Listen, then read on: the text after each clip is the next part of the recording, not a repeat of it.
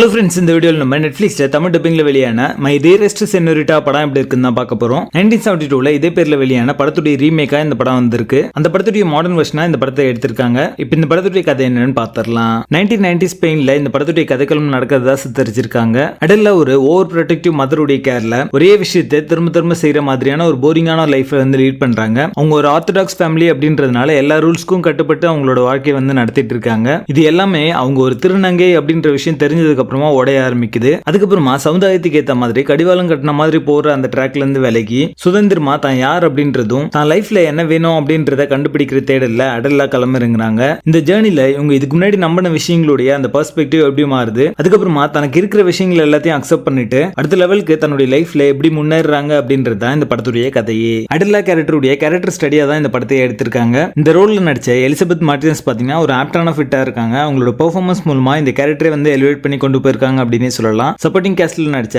ஆனா Castillo, பாக்கோ Leon இவங்க ரெண்டு பேருமே ஒரு நல்ல பெர்ஃபார்மன்ஸ் கொடுத்திருக்காங்க. அவங்க சீக்வன்ஸ் எல்லாமே இன்ட்ரெஸ்டிங்கா இருந்துச்சு. டெக்னிக்கலி இது ஒரு டீசென்டான ஒரு படம் தான். தான் ஒரு திருநங்கை அப்படின்றத அந்த கேரக்டர் தெரிஞ்சதுக்கு அப்புறமா அவங்களோட லைஃப்ல எந்த மாதிரியான டிரான்சிஷன்லாம் இருக்கும் அப்படின்றத ரொம்ப அத்தன்டிக்கா இந்த படத்துல சொல்லியிருப்பாங்க. 90ஸ்கான அந்த பேக் டிராப் எல்லாமே ஆர்ட் ஒர்க் ரொம்ப நல்லாவே பண்ணிருப்பாங்க. அது ரொம்ப அத்தன்டிக்கா இருக்கும் பார்க்கிறதுக்கு. இந்த படத்துல இவங்க சொல்ல வந்த most of the emotional content பாத்தீங்கன்னா ரொம்ப நல்லாவே டெலிவர் ஆயிருக்கு. ஒரு அடைபட்டு இருக்கிற ஒரு பெண் பாத்தீங்கன்னா அவங்களோட ஷெல்ல இருந்து வெளியே வந்து அவங்களோட லைஃப் வந்து கண்டுபிடிக்கிறது அப்படின்றத ரொம்ப நல்லாவே வந்து போர்ட்ரே பண்ணிருப்பாங்க. அது மட்டும் இல்லாம இந்த மாதிரியான ஒரு விஷயம்லாம் எக்ஸிஸ்ட் ஆகுது அப்படின்றது தெரியாம எவ்வளவு நாளா வந்து ஒரு மூட நம்பிக்கைக்குள்ளே இருந்திருக்காங்க அப்படின்றதையும் ரொம்ப நல்லாவே சொல்லியிருப்பாங்க. இந்த படமே பாத்தீங்கன்னா 90ஸ்ல எடுத்தாலுமே இன்னைக்கு வரைக்குமே இது சூட் ஆகுற மாதிரி தான் அமைஞ்சிருக்கு அப்படின்னு சொல்லலாம். டிராமாட்டிக் போர்ஷன்லாம் இன்னும் கொஞ்சம் பெட்டரா எடுத்துக்கலாம் அப்படிங்கிற மாதிரி தோணுச்சு. சில இடங்கள் பாத்தீங்கன்னா லாகிங்கா தான் இருக்கு. படத்துடைய பேசிங் ஆவரேஜா இருக்கும். மொத்தத்துல இது ஒரு ஒன் டைம் வாட்சபிள் மூவியா வந்திருக்கு. படத்துல அடர்கான இருக்கு. இந்த படத்தை நீங்க ஃபேமிலியோட பார்க்காதீங்க. மை டியரஸ்ட் செனோரிட்டா படத்துக்கு எங்களோட ரேட்டிங் 6 out of 10.